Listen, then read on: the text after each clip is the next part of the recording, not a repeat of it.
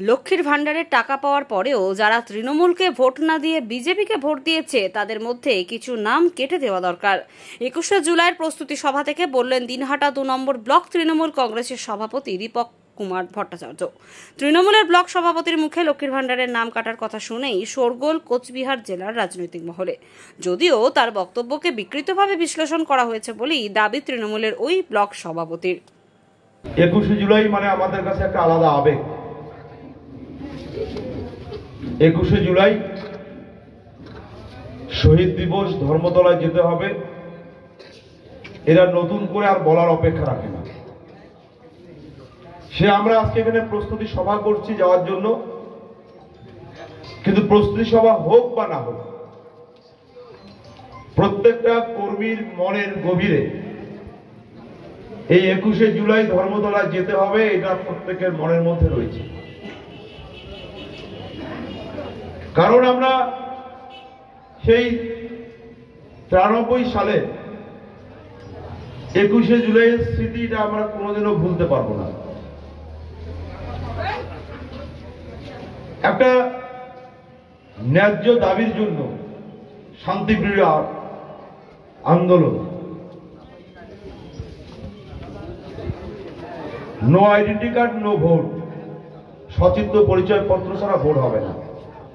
কারণ আমরা জানি যে দীর্ঘ 34 বছর বামফ্রন্ট সরকার ক্ষমতায় ছিল। প্রত্যেক বছর নির্বাচনের নামে প্রহসন হতো, রিগিং ছাপ্পা করে তারা জিতত, একটা ভোটার লিস্ট থাকতো, কার ভোট কে দিয়ে আসতো এটা কেউ জানতো না।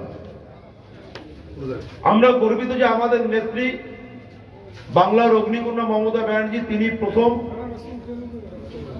আওয়াজ তুলেছিলেন যে ভোটের সঙ্গে সঙ্গে একটা সচিত্র পরিচয় পত্র থাকা দরকার, যার জন্য কার ভোট কে দিচ্ছে এটা যাতে মানুষ বুঝতে পারে। এই যে আজকে আমরা সবাই যে ভোটার কার্ডটা ব্যবহার করি, আজকের এই ভোটার কার্ড শুধুমাত্র আর ওই ভোট দেওয়ার জন্য নয়, সারা বছর বিভিন্ন কাজেই ভোটার কার্ড ব্যবহার হচ্ছে। আর এই ভোটার কার্ডের জন্য আন্দোলন করেছিলেন আমাদের নেত্রী মমতা ব্যানার্জি।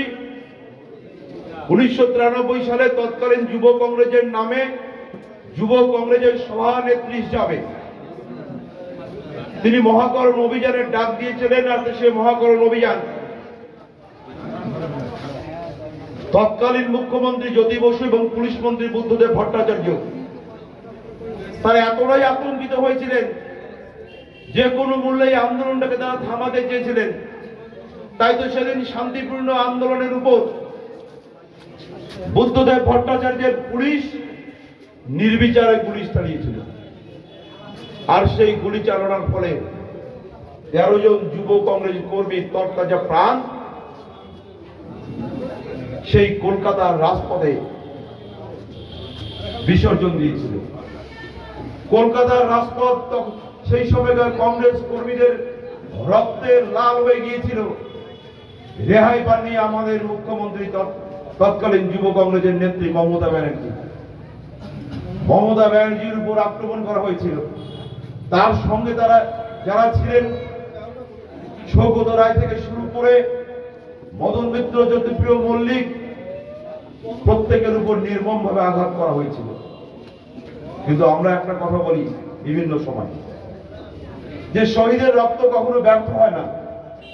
তাই তো আজকে সেই শহীদদের রক্তের বিনিময়ে হলেও আমরা আজকে সচিত্র পরিচয় পত্র পেয়েছি, আমাদের একটা আইডেন্টি কার্ড রয়েছে। আর সেই শহীদদের স্মৃতির উদ্দেশ্যে